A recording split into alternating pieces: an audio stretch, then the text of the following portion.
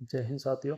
आज का जो अपना विषय है वो आज जो अपने राजस्थान पुलिस सब इंस्पेक्टर की वैकेंसी आई है उसमें जो अपने प्रेफरेंस हैं उनके बारे में अपन बात करेंगे कि किस प्रकार से आपको प्रेफरेंस का ऑर्डर रखना चाहिए जिसमें आपको आने वाले समय हो उसमें। तो इसमें 3 प्रकार के आपको प्रेफ़रेंसेस के भरने के ऑफ़र है आपके पास में इसमें। आप एपी और आरएससी और आईबी। तो आपको सबसे पहले बता देता हूँ।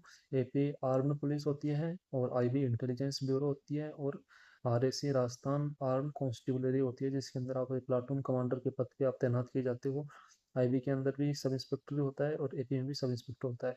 तो आप जो सामान्य आपके आसपास में जो पुलिसिंग होती है वो आप जो देखते हो, कोई भी थाने के अंदर कोई थाना अधिकारी होता है या कोई सब इंस्पेक्टर एएसआई, वो अपने एपी के होते हैं सारे सिविल पुलिस के। जो आप यूनिफॉर्म पर्सनल्स को जो देखते हो वो सभी एपी के होते हैं। उसके अलावा आप जो आरएससी के जो देखते हो उसके अंदर आप बात करते हैं तो जो कोई प्लाटून्स होती हैं, जैसे कोई लॉ एंड ऑर्डर की सिचुएशन होती है या फिर कोई मेले त्योहार होते हैं, उसके अंदर जो आरएसी की जो कंपनीज होती हैं वो मूव करती हैं एक जगह से दूसरी जगह पे। तो उनका जो एक प्लाटून का जो हेड होता है उसको प्लाटून कमांडर बोलते हैं। उसके नीचे लगभग इन जनरली आप देखते हैं 30 के लगभग उसके पास में एज ए इंचार्ज होता है कि किसको कहाँ तैनात करवाना है। तो वो जो प्लाटून कमांडर होता है वो उनका हेड होता है। उसके सुपरविजन में ही जो उसके प्लाटून के जो अदर मेंबर्स हैं वो काम करते हैं। इंटेलिजेंस ब्यूरो का जो मुख्य काम होता है वो होता है आसूचना संकलन का, जो इंफॉर्मेशन कलेक्शन करने का काम होता है। तो इनके जो अलग अलग जो बीट्स होती हैं कि एज ए ये सिविलियन के तौर पे रह के वहाँ पे आसूचना संकलन का काम करते हैं, जिसके अंदर इनका मुख्य काम होता है। इसके अलावा इनका जो दूसरा काम होता है वो होता है वीआईपी प्रोटेक्शन का।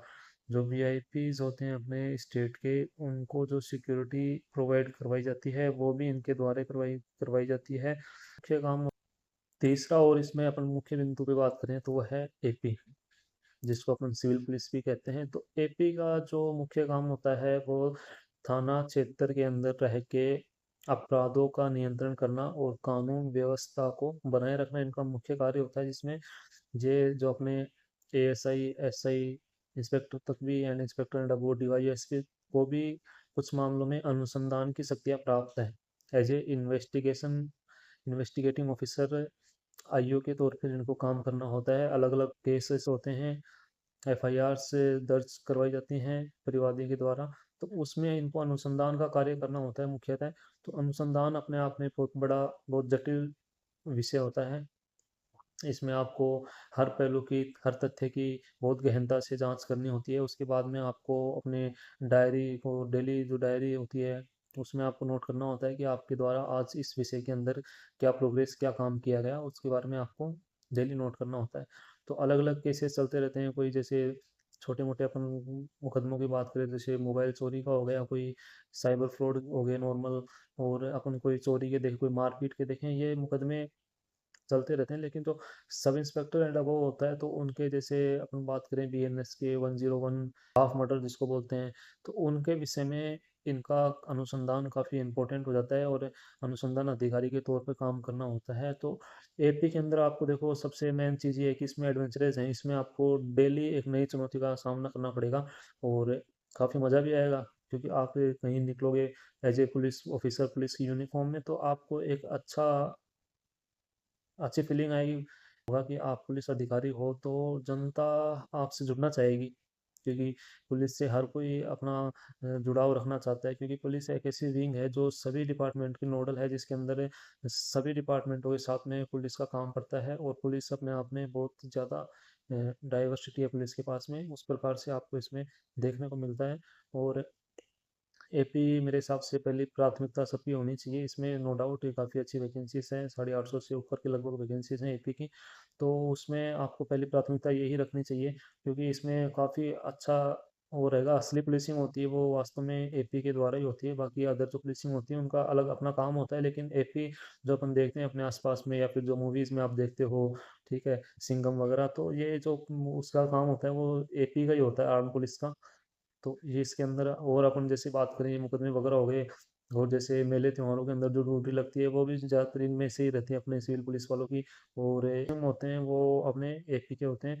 और जैसे कोई बार कोई बड़ा थाना क्षेत्र है तो वहाँ पे आरएसी की जो कंपनी है उसके भी रिजर्व रख लिए जाते हैं। उसके अंदर भी कई बार ऐसे ज़रूरत पड़ती रहती है तो उनको एज ए रिजर्व कंपनी के तौर पे वहाँ पे रखा जा सकता है। तो ज़रूरत पड़ने पे उनका इस्तेमाल किया जा सकता है थाना अधिकारी के द्वारा।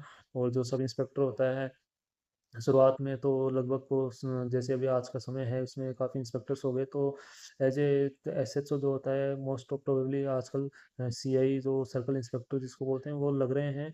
आने वाले समय में और भी जो पिछले जो सालों के एसआई हैं उनका इंस्पेक्टर में जैसे प्रमोशन होगा तो मोस्ट प्रोबेबली सभी थानों के अंदर इंस्पेक्टर्स लग जाएंगे। तो रही बात सब इंस्पेक्टर की तो सब इंस्पेक्टर की भूमिका इसमें सेकंड ऑफिसर की होती है कि जब थाने क्षेत्र में एसएचओ के तौर पर जो सीआई काम कर रहे हैं वो वहाँ पे अगर मौजूद नहीं रहते हैं तो एज ए इंचार्ज आप थाना क्षेत्र को पूरे को संभालोगे सब इंस्पेक्टर सेकंड ऑफिसर जिसको कहते हैं। फिर जैसे ही सीआई अनुपस्थित है वो कहीं रवानगी करवा ली उसने कहीं बाहर चला गया कोई मुकदमे के सिलसिले से या कहीं छुट्टी पर है लंबी या कहीं स्वास्थ्य कारणों से मेडिकल के कारणों से कहीं छुट्टी पर चल रहा है तो उसके बाद में आप ऑफिस इंचार्ज आप ही रहोगे। तो आपको ये सारे ऑफिस के सारे काम होते हैं जो रूटीन के वो आपको देखने हैं सारे पत्राचार आपके नाम से होंगे। सब कुछ आपको ही करना होता है। तो चुनौती काफ़ी बड़ी होती है लेकिन चुनौती बड़ी होती है तभी मज़ा आता है। वरना तो नौकरियां तो और भी बहुत हैं कर रहे हैं लोग बाग करना। चलो दोस्तों आज के लिए धन्यवाद। Thank you very much.